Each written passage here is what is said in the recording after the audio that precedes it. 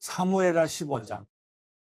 이후에 압살롬은 전차와 말들을 준비하고 50명의 군사들을 마련해 자기를 앞세웠습니다. 그는 일찍 일어나 성문 쪽으로 향한 길가에 섰습니다. 누구든 판결을 받으려고 왕 앞에 상소문을 들고 오면 압살롬이 그 사람을 불러 말했습니다. 내가 어느 성 출신이냐? 그 사람이 이스라엘의 어느 지파에서 왔습니다라고 대답하면 압살롬이 그에게 보아라, 내 상소가 옳고 타당하지만 내 말을 들어줄 만한 사람이 왕에게 없구나라고 말하며 또 이렇게 덧붙여 말했습니다. 내가 이 땅에서 재판관이 되고 누구든 상소나 재판할 문제를 가지고 내게 오면 내가 정당한 판결을 내려줄 텐데, 또한 압살롬은 누가 자기에게 다가와 절을 하면 언제든 손을 뻗어 붙들고 입을 맞추곤 했습니다.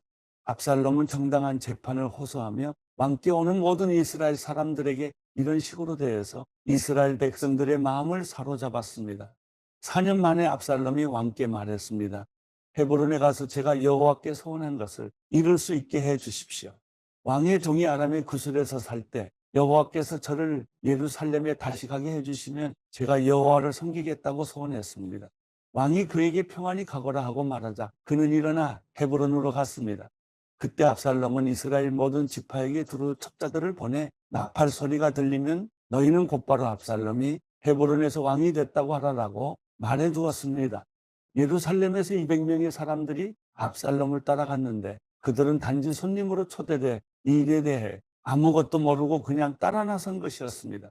압살롬은 제사를 드리면서 다윗의 참모인 길로 사람 아히도벨에게 사람을 보내 그의 고향 길로에 오게 했습니다. 이렇게 반란 세력이 점점 커지자 압살롬의 추종자들도 점점 불어났습니다. 심부름꾼이 와서 다윗에게 말했습니다. 이스라엘의 인심이 압살롬에게로 돌아섰습니다. 그러자 다윗이 그와 함께 예루살렘에 있던 모든 신하들에게 말했습니다. 여기서 도망가야겠다. 그렇지 않으면 우리 가운데 어느 누구도 압살롬에게서 살아남을 수 없을 것이다. 지금 당장 떠나자. 그 아이가 조만간 우리를 쳐서 해치고 칼로 성을 칠까 두렵구나. 왕의 신하들이 그에게 대답했습니다. 우리는 왕의 종들입니다. 무엇이든 우리 주 왕께서 하라고 하시는 대로 할 것입니다. 왕은 왕궁을 지킬 후궁 10명만 남겨놓고 그의 모든 가족들과 함께 떠났습니다. 왕이 떠나자 모든 백성들이 그 뒤를 따랐습니다. 그러다가 그들은 성 외곽에 멈추어 섰습니다. 그의 모든 신하들이 왕의 옆에서 걸었고 모든 그렛 사람과 모든 블렛 사람과 가드에서부터 왕을 따라온 600명의 모든 가드 사람이 왕 앞에서 행진해 갔습니다. 왕이 가드 사람 이때에게 말했습니다. 내가 왜 우리와 함께 가려고 하느냐? 돌아가 왕과 함께 있어라. 너는 내 고향에서 망명 온 외국 사람이니 말이다. 내가 온 것이 불과 얼마 전인데 어디로 갈지도 모르는 내가 어떻게 내게 우리와 같이 떠나자고 하겠느냐? 돌아가거라. 내 동포들도 데리고 가거라. 은혜와 진리가 너와 함께하기를 바란다. 그러나 이때가 왕께 대답했습니다. 여호와께서 살아계심과 내 주 왕께서 살아계심을 두고 맹세하는데 내 주 왕께서 계시는 곳이면 어디든 그것이 죽음이든지 생명이든지 상관없이 왕의 종도 거기에 있을 것입니다. 다윗이 이때에게 말했습니다. 그러면 먼저 건너가거라. 그리하여 가드 사람이 이때는 자기 부하들과 그에게 딸린 아이들과 함께 건넜습니다. 온 백성들이 지나갈 때 나라 모든 백성들이 큰 소리로 울었습니다. 왕은 기드론 골짜기를 먼저 건넜고 온 백성들은 광야 길을 향해 나아갔습니다. 사독도 거기 있었고 하나님의 언약궤를 메고 있던 모든 레위 사람들도 그와 함께 있었습니다. 거기에서 하나님의 궤를 내려놓았습니다. 아비아달도 올라와 모든 백성들이 성에서 나올 때까지 기다렸습니다. 그러자 왕이 사독에게 말했습니다. 하나님의 궤를 성 안으로 들여놓아라. 여호와 앞에 내가 은혜를 입었다면 그분이 나를 돌아오게 하시고 언약궤와 그분이 계시는 곳을 다시 보여주실 것이다. 그러나 그분께서 내가 너를 기뻐하지 않는다라고 하신다면 내가 여기 있으니 그분이 보시기에 선한 대로 내게 행하실 것이다. 왕이 제사장 사독에게 또 말했습니다. 너는 선견자가 아니냐? 너는 너희 두 아들 곧 아히마스와 아비아달의 아들 요나단을 데리고 평안히 성으로 돌아가라. 나는 내가 소식을 전해올 때까지 광야의 나루터에서 기다리고 있겠다. 그리하여 사독과 아비아달은 하나님의 궤를 메고 예루살렘으로 돌아가 그곳에 있었습니다. 그러나 다윗은 계속 올리브 산으로 올라갔습니다. 그는 머리를 가리고 발에 아무것도 신지 않은 채 계속 울면서 갔습니다. 그와 함께 있던 모든 백성들도 머리를 가리고 계속 울면서 올라갔습니다. 그때 누군가 다윗에게 아이도벨이 압살롬의 모반자들 가운데 껴있다는 소식을 전했습니다. 그러자 다윗이 기도했습니다. 여호와여, 아이도벨의 계획을 어리석게 하소서. 다윗이 산꼭대기에 도착했습니다.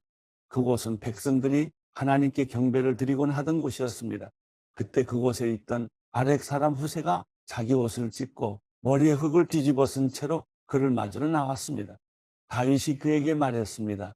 내가 나와 함께 간다면 내게 짐이 될 것이다. 성으로 돌아가 압살롬에게 왕이시여, 내가 왕의 종이 되겠습니다. 내가 전에는 왕의 아버지의 종이었지만 이제 왕의 종이 되겠습니다. 라고 한다면 내가 아이도벨의 계획이 실패로 돌아가도록 나를 도울 수 있을 것이다.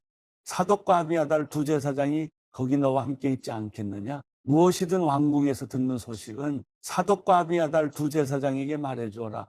그들의 두 아들, 곧 사독의 아들 아히마스와 아비아달의 아들 요나단이 그들과 함께 거기에 있으니 무엇이든지 들리는 대로 그들 편의 소식을 전하여라.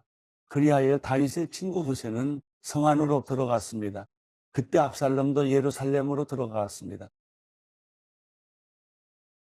사무엘하 16장.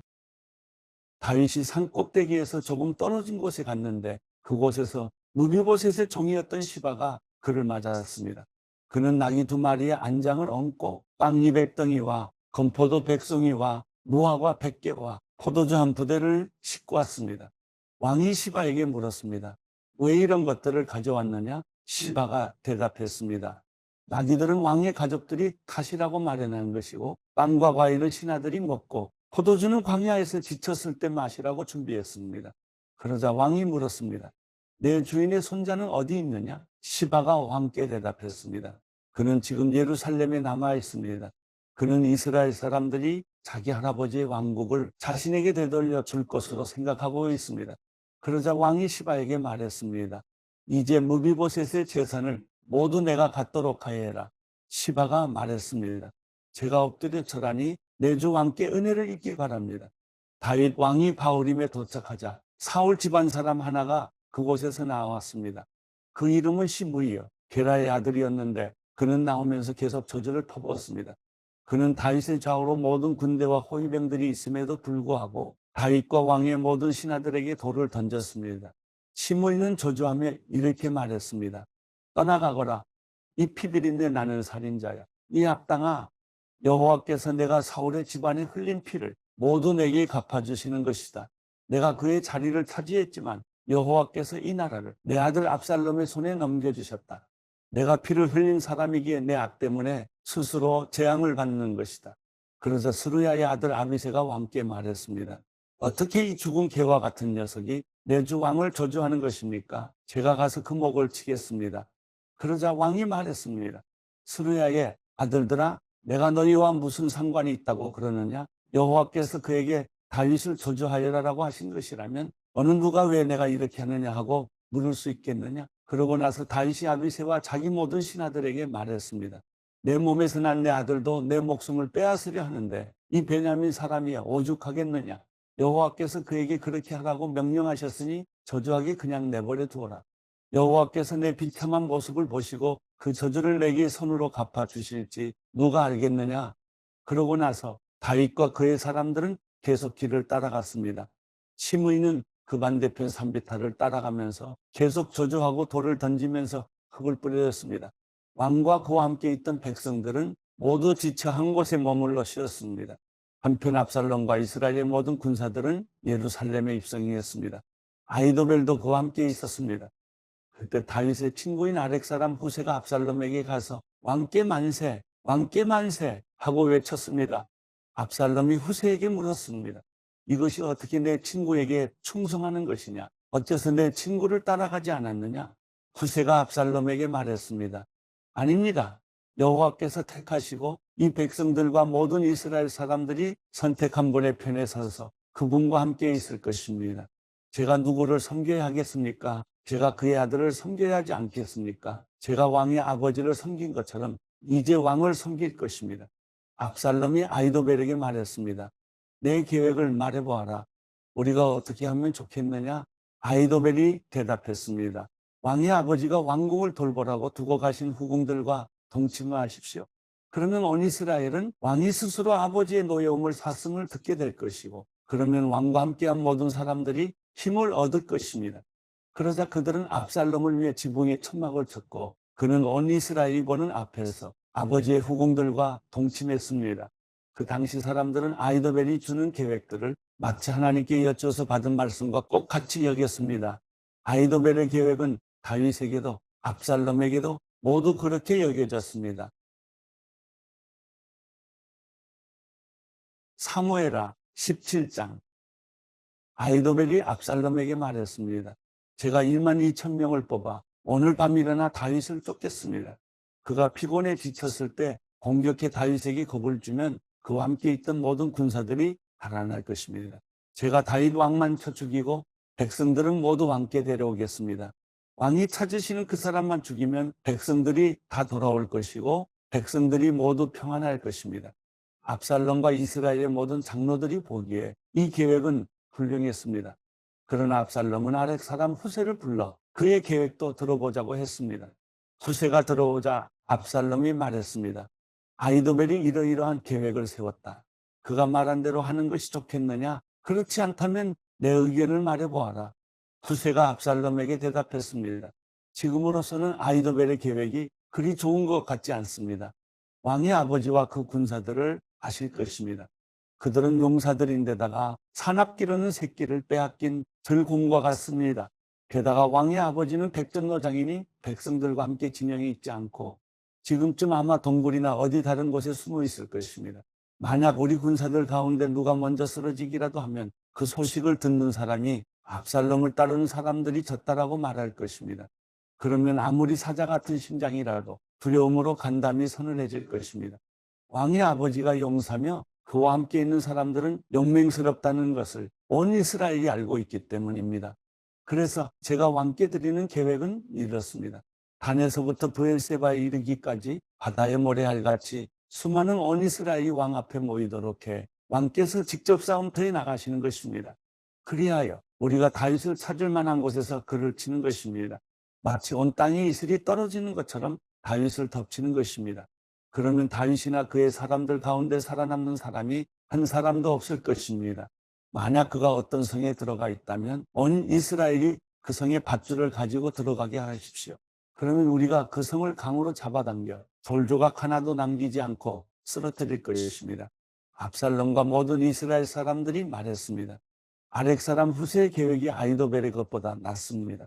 이렇게 된 것은 여호와께서 압살롬에게 재앙을 주시려고 아히도벨의 좋은 계획을 좌절시키셨기 때문이었습니다.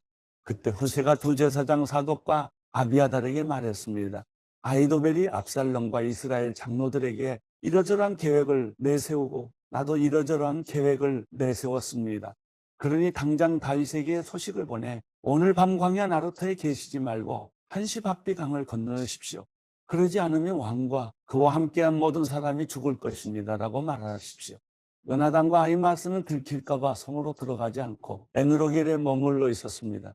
그래서 한 여종이 그들에게 가서 소식을 전해주면 그들이 다윗 왕께 가서 알리곤 했습니다.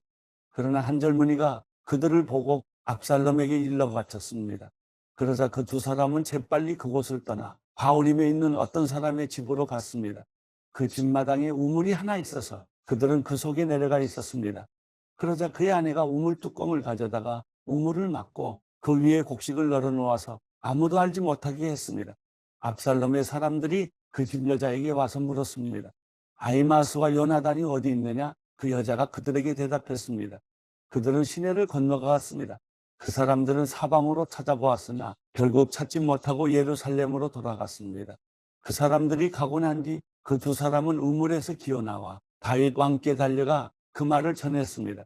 일어나 빨리 강을 건너십시오. 아히도벨이 이러이러한 계획을 냈답니다. 그리하여 다윗과 그와 함께 있던 모든 사람들은 일어나 요단강을 건넜습니다. 동틀 무렵까지 요단강을 건너지 못한 사람은 아무도 없었습니다. 아히도벨은 자신의 계획이 채택되지 못한 것을 보고는 나귀의 안장을 얹고 일어나 고향의 자기 집으로 돌아갔습니다. 그리고 그는 집을 정리한 뒤 목매달아 죽어 그 아버지의 무덤에 묻혔습니다. 다윗은 마하나임으로 갔고 압살롬은 모든 이스라엘 군사들을 데리고 요단강을 건넜습니다. 압살롬은 요압을 대신해 아마사를 군대 장관으로 세웠습니다. 아마사는 이스라엘 사람 이드라라는 사람의 아들입니다.